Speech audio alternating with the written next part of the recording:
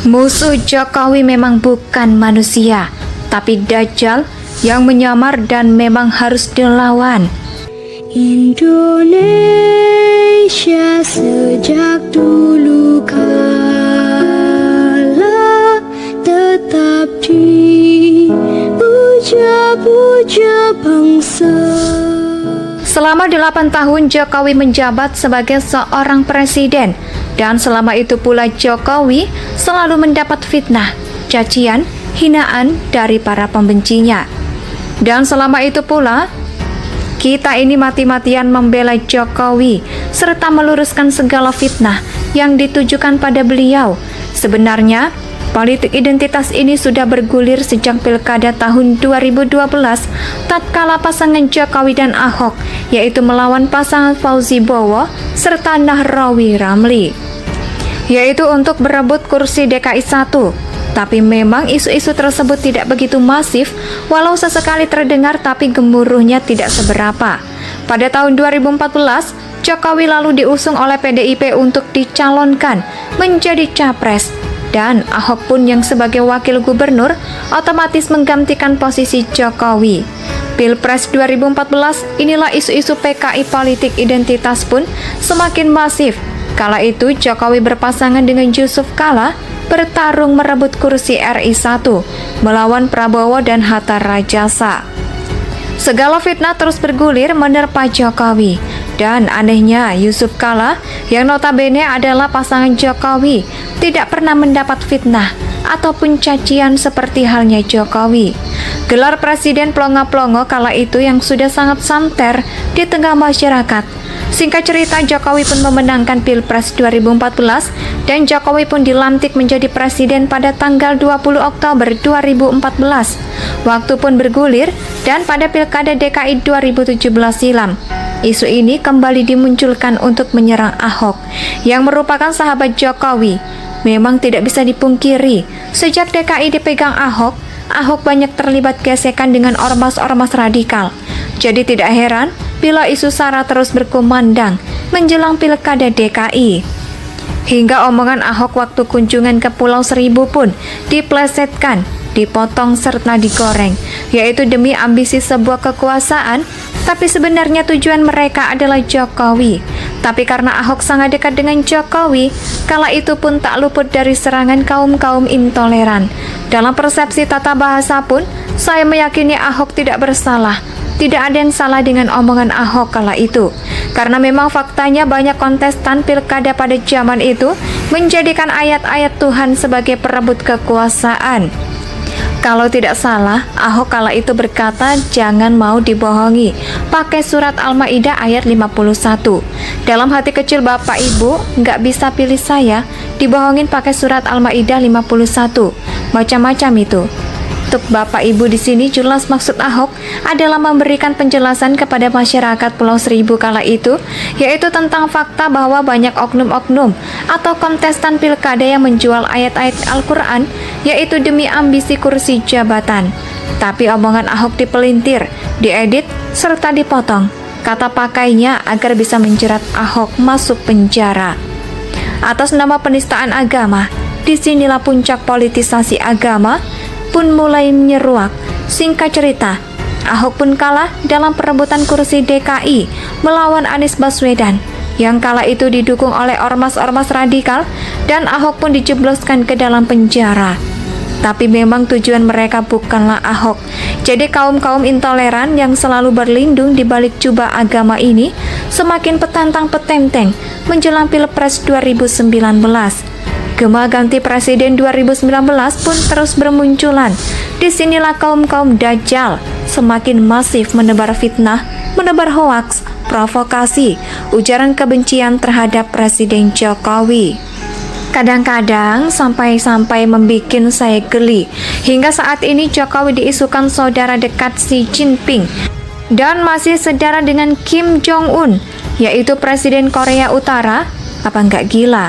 Isu PKI, pembakaran bendera-bendera PKI, isu antik Cina, antik asing, dan lain sebagainya terus dikumandangkan oleh para dajjal berjubah, yaitu demi memenangkan Prabowo yang mereka tunggangi kala itu. Tapi yang saya salut di sini Jokowi tidak pernah sedikit pun marah atau membalas hina caci mereka. Padahal Jokowi kala itu punya kuasa. Jokowi adalah panglima tertinggi negeri ini. Andai Jokowi mau, Jokowi tinggal memerintahkan para petinggi-petinggi TNI untuk melenyapkan secara senyap para dajjal ini. Seperti halnya Petrus di zaman Soeharto. Tapi itu tak pernah Jokowi lakukan karena memang Jokowi bukanlah Soeharto. Selama 8 tahun Jokowi menjabat sebagai seorang presiden, dan selama itu pula Jokowi selalu mendapat fitnah, cacian, hinaan dari para pembencinya. Dan selama itu pula kita ini mati-matian membela Jokowi serta meluruskan segala fitnah yang ditujukan pada beliau. Sebenarnya politik identitas ini sudah bergulir sejak pilkada tahun 2012 tatkala pasangan Jokowi dan Ahok, yaitu melawan pasangan Fauzi Bowo serta Nahrawi Ramli, yaitu untuk berebut kursi DKI 1. Tapi memang isu-isu tersebut tidak begitu masif, walau sesekali terdengar tapi gemuruhnya tidak seberapa. Pada tahun 2014, Jokowi lalu diusung oleh PDIP untuk dicalonkan menjadi capres, dan Ahok pun yang sebagai wakil gubernur otomatis menggantikan posisi Jokowi. Pilpres 2014, inilah isu-isu PKI politik identitas pun semakin masif. Kala itu Jokowi berpasangan dengan Yusuf Kala bertarung merebut kursi RI 1 melawan Prabowo dan Hatta Rajasa. Segala fitnah terus bergulir menerpa Jokowi, dan anehnya Yusuf Kala yang notabene adalah pasangan Jokowi tidak pernah mendapat fitnah ataupun cacian seperti halnya Jokowi. Gelar presiden plongo-plongo kala itu yang sudah sangat santer di tengah masyarakat. Singkat cerita, Jokowi pun memenangkan Pilpres 2014 dan Jokowi pun dilantik menjadi presiden pada tanggal 20 Oktober 2014. Waktu pun bergulir dan pada Pilkada DKI 2017 silam, isu ini kembali dimunculkan untuk menyerang Ahok yang merupakan sahabat Jokowi. Memang tidak bisa dipungkiri, sejak DKI dipegang Ahok, Ahok banyak terlibat gesekan dengan ormas-ormas radikal. Jadi tidak heran bila isu SARA terus berkumandang menjelang Pilkada DKI. Hingga omongan Ahok waktu kunjungan ke Pulau Seribu pun diplesetkan, dipotong serta digoreng, yaitu demi ambisi sebuah kekuasaan, tapi sebenarnya tujuan mereka adalah Jokowi. Tapi karena Ahok sangat dekat dengan Jokowi, kala itu pun tak luput dari serangan kaum-kaum intoleran. Dalam persepsi tata bahasa pun, saya meyakini Ahok tidak bersalah. Tidak ada yang salah dengan omongan Ahok kala itu, karena memang faktanya banyak kontestan pilkada pada zaman itu menjadikan ayat-ayat Tuhan sebagai perebut kekuasaan. Kalau tidak salah, Ahok kala itu berkata jangan mau dibohongi, pakai surat Al-Maidah ayat 51. Dalam hati kecil Bapak Ibu, nggak bisa pilih saya, dibohongin pakai surat Al-Maidah 51. Macam-macam itu. Untuk Bapak Ibu di sini jelas maksud Ahok adalah memberikan penjelasan kepada masyarakat Pulau Seribu kala itu, yaitu tentang fakta bahwa banyak oknum-oknum atau kontestan pilkada yang menjual ayat-ayat Al-Quran, yaitu demi ambisi kursi jabatan. Tapi omongan Ahok dipelintir, diedit, serta dipotong kata pakainya agar bisa menjerat Ahok masuk penjara. Atas nama penistaan agama, disinilah puncak politisasi agama pun mulai menyeruak.